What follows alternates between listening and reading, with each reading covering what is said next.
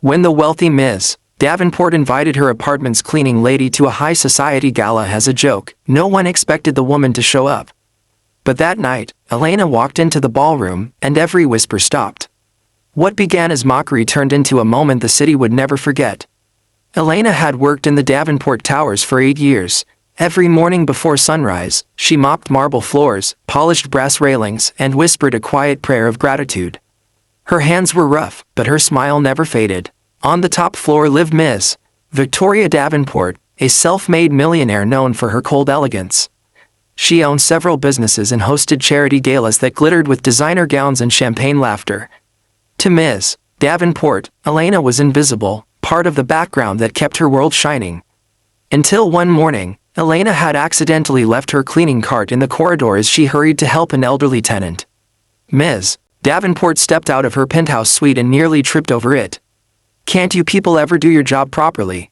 Ms. Davenport snapped. Elena bowed her head. "I'm so sorry, ma'am. I'll move it right away."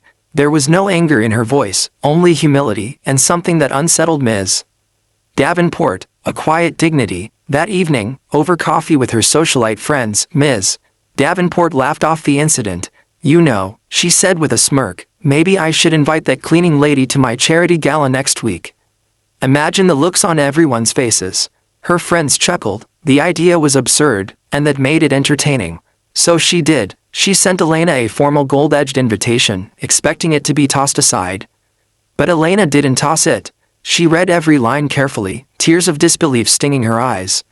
No one had ever invited her anywhere except church, and though she suspected it was a mistake, she whispered to herself, "Maybe it's my time to stand tall." Elena earned just enough to cover rent in her daughter Rosa's college textbooks. A gown, impossible. Still, she couldn't shake the thought of the invitation lying on her table. That evening, Rosa came home from class. "Mama, what's that?" she asked. Elena smiled shyly. "An invitation to Ms. Davenport's charity gala." Rosa's eyes widened. "You have to go." "I can't, mija. I have nothing to wear. They'll laugh at me." But Rosa took her mother's hands. "You've spent your life cleaning their world, Mama. Maybe it's time they see who you really are." Rosa worked part-time at a boutique. The next day, she convinced her manager to let her borrow a discontinued evening gown, a deep sapphire blue that shimmered like water under moonlight. When Elena tried it on, Rosa gasped, "You look like royalty." Elena turned to the mirror and hardly recognized herself. The tired eyes now glowed with pride. She pressed her palms together. "Then I'll go, not for them, but for us." The Davenport Grand Hotel glittered like a palace. Limousines lined the curb. Cameras flashed as guests stepped onto the red carpet. Inside, Ms. Davenport greeted guests in a silver gown. Her friends whispered jokes about the cleaning lady invitation. "She won't come," one said. "She probably doesn't even own shoes for this event." Ms. Davenport laughed lightly. "Of course not." But at that very moment, the doors opened and silence rippled through the ballroom. Elena stood there, poised and radiant in her blue gown.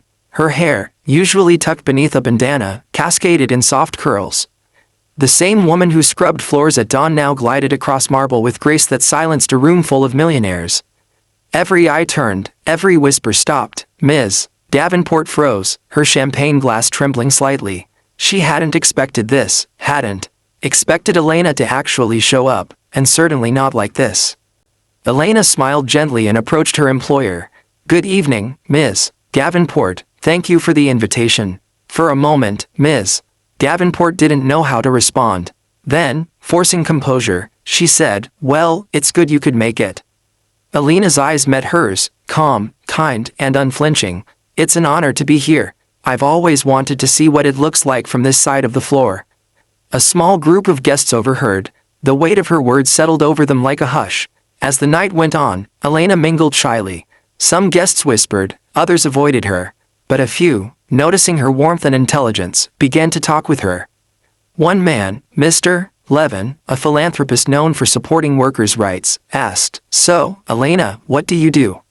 "I clean," she said simply.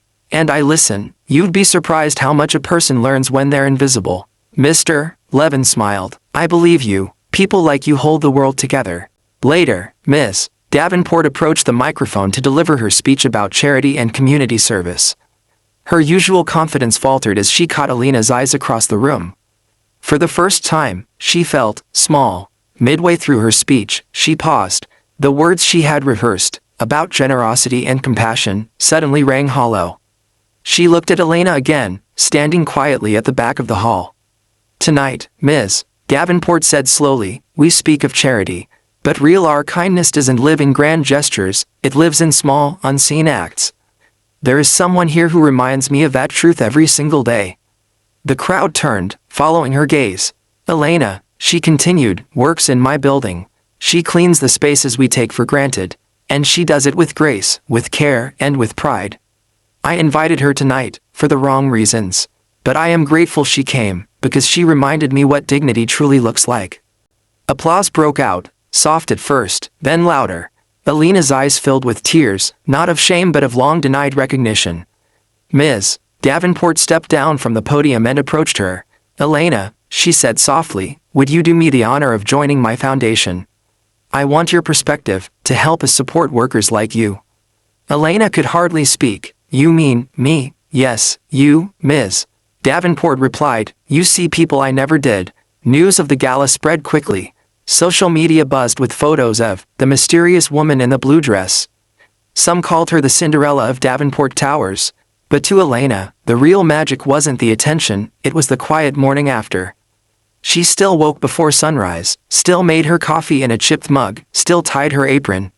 Yet something had changed. People in the building greeted her differently, with respect. And Ms. Davenport began stopping by during cleaning rounds just to talk. Weeks later, Elena became an advisor for Ms.